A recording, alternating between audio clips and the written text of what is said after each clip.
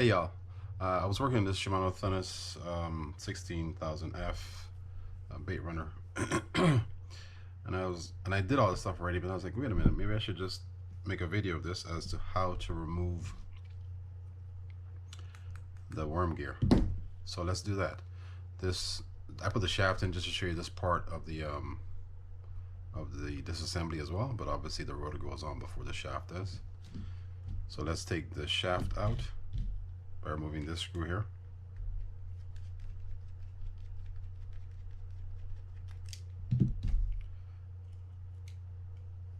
And this is not the easiest thing to do, but hopefully it helps some of you guys out there. Oops, wrong. So to remove this cover, you have to pull back slightly and then lift up. You can't just lift it straight up.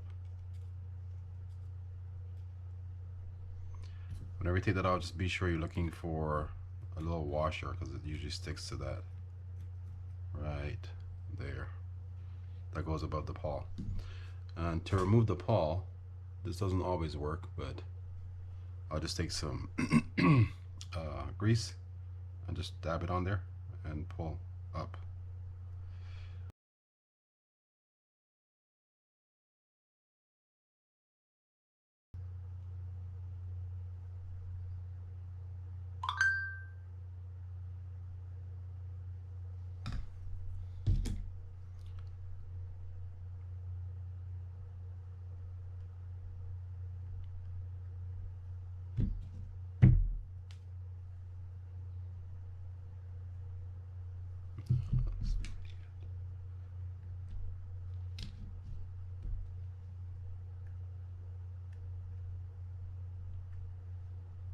And out it comes like that. Alright, so that's like one of the tricky parts. You can certainly pull the shaft out, you don't need it in there anymore. Okay, so we need to remove the anti-reverse clutch off of this.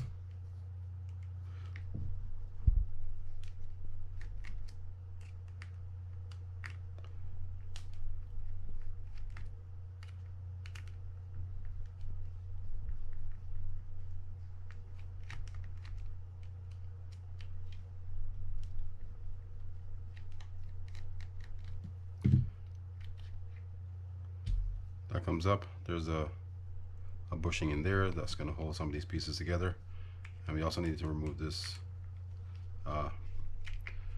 bracket right here.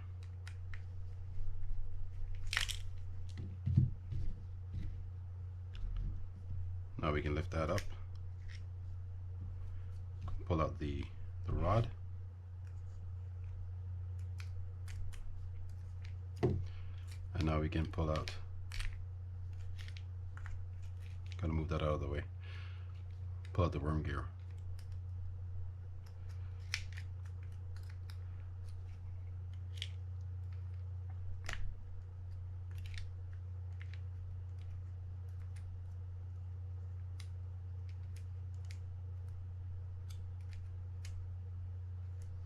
Pulling out the bushing that's underneath there. And now just push it out.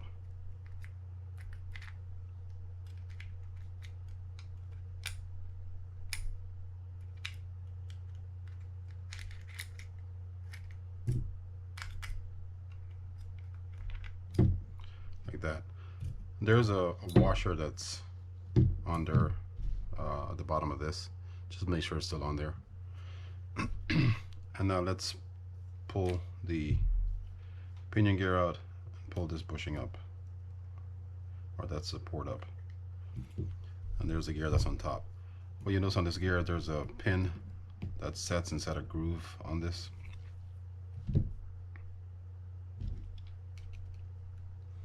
That pin has to fit into that slot right there.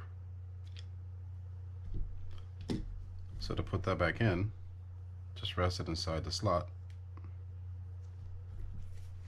and then we're going to stick this block back in and push the gear through it.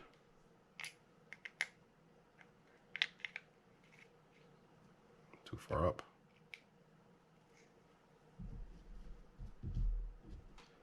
Let's put the block on.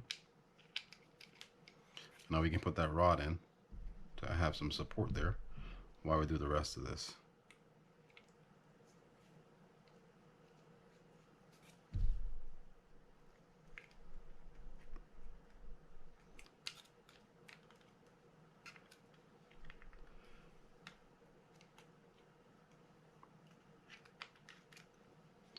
All right, now you want to leave a little space there so you can put that gear inside.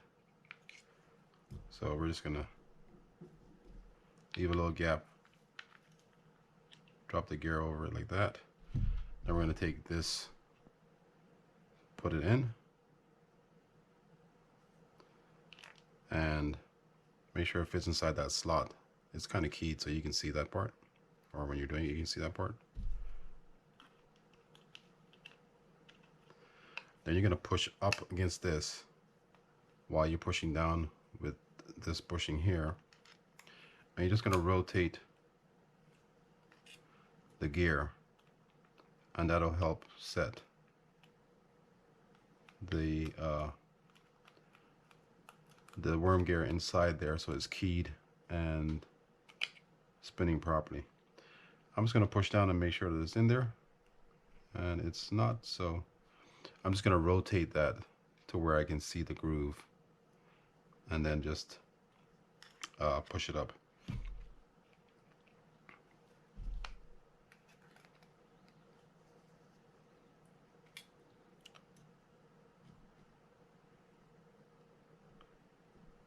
Now we can go ahead and stick this in. I like to rest it on top of that, bring it across, and then just pop it up. Doesn't necessarily always work, but it works most of the time.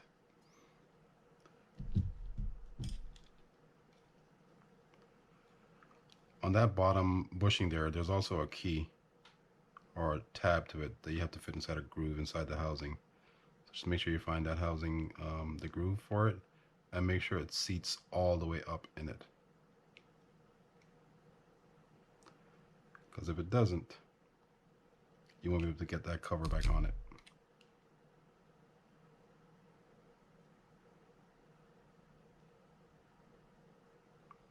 And you'll be able to tell that it's that it's in there properly because it'll just raise up just inside this portion here.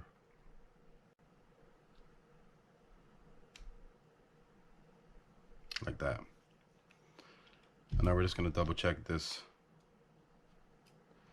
bushing right here, and if it's not set, we're just going to rotate that until this drops down, because then we know that we have that locked in and we have this locked in. Now we just turn it to verify, and it's turning properly. So now we can put this cover over it to lock that in, and I'm going to hold on to that while I do this because I don't want it slipping anywhere.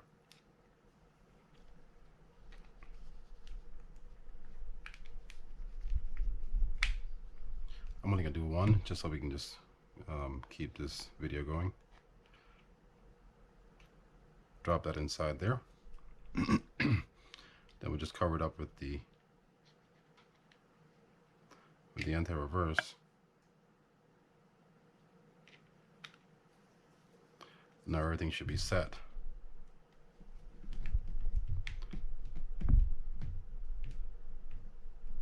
I'm only going to do one because just because. All right, so that's it. Now we can test this out by making sure that it works properly, which it does, which is good because that's what we want. And for the for the pawl, make sure you insert it inside this first before you stick it inside the hole.